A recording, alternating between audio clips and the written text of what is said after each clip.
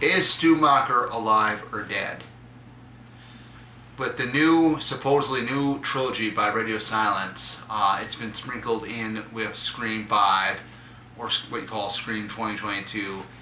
His house is in the film. His nephew is in the film also. It has been announced that he has a sister that was never announced in the first film. So there's got to be some type of explanation why they're hinting different things with Stu Macher for the new supposedly trilogy, and I believe that there's going to be a seventh one. There has to be a seventh one.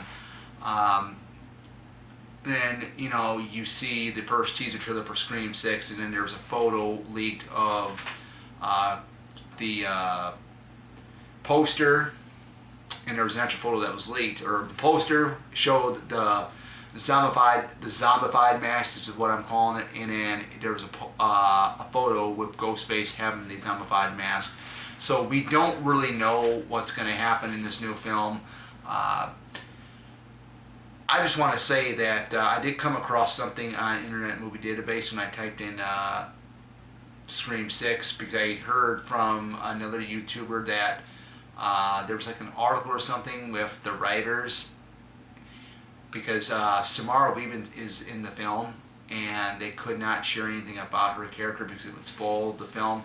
Well, I looked on Internet Movie Database Scream 6. I looked at the cast roster, right? So Samara Weaving's character isn't announced who she's playing. So I don't know if they have the actress who's playing Leslie Macher, or unless it's going to be Samara Weaving playing Leslie Macher.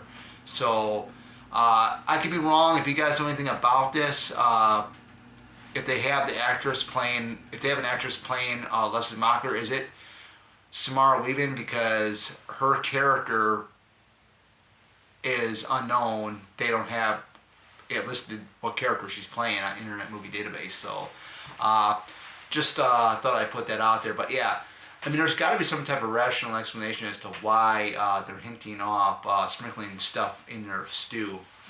The house was brought back for Scream 5.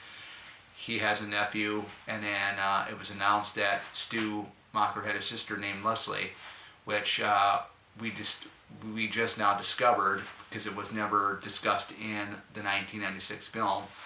So there's got to be a reason as to why they're sprinkling different hints with Stu. I mean, in the original script for Scream 3, before they had to change it due to the Columbine shooting, Stu was going to be in prison orchestrating the killings with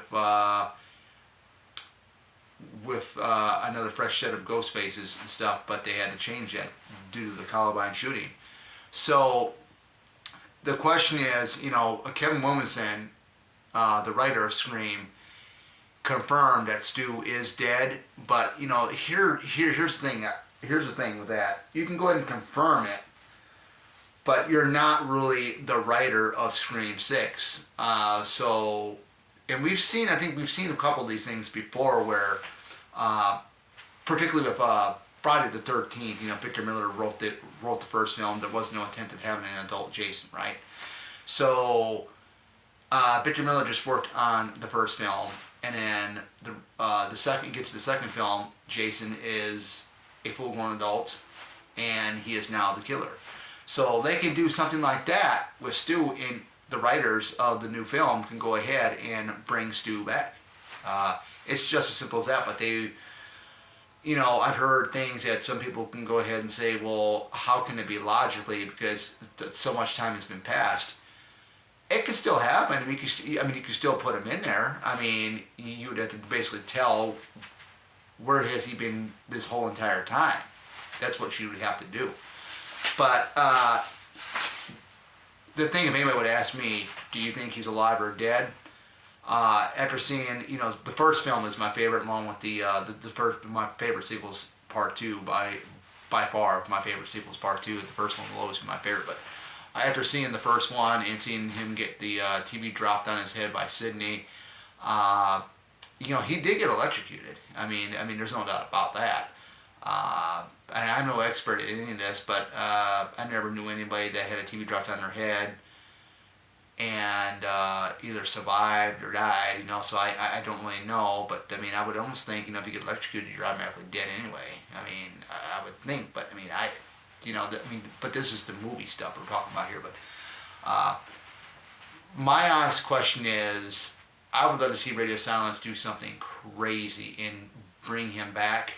I think that would be epic. I think it would be, I mean, people would probably be pissing their damn pants. I mean, I know I'd probably be up in the air. I mean, why would you symbolize the zombified mask in part 6? But I've heard different theories too. It's going to have something to relate with Billy, this and that, and like I said, we already had him in Scream 6. I mean, he is the father. He is Sam Carpenter's father. So it's just really going to be interesting. I love the teaser trailer. I cannot wait to see the first official trailer. Hopefully, we might get some little bit of some insight on maybe what's going to go down probably in the actual film. Because remember, trailers, not all the scenes in the trailers are usually in the actual film. So it'll be interesting.